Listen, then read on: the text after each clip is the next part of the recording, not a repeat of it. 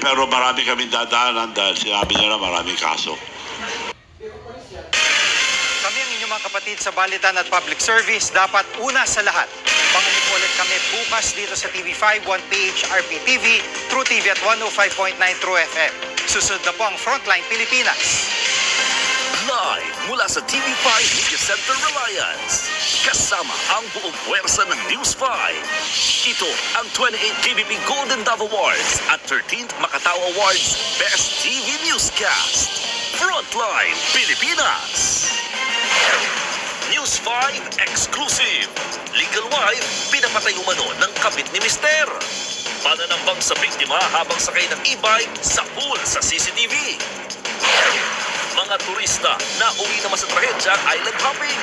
Isa-isang sinagip mula sa lumulubog nilang bangka. Pag-aresto kay dating Major General Romeo Bokis na balot ng tensyon.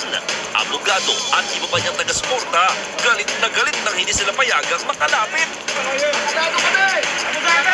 Abogado yung kliyente kami!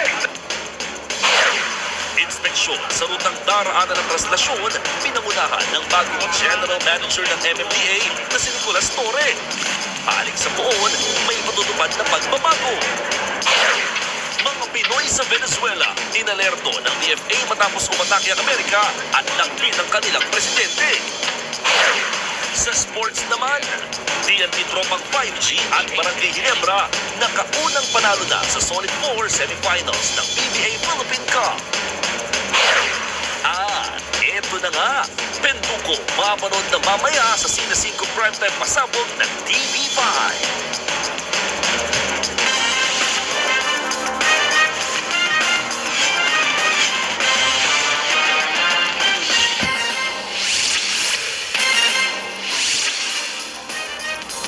Nauwi sa trahedya ang island hopping ng higit 20 turista sa probinsya ng Quezon.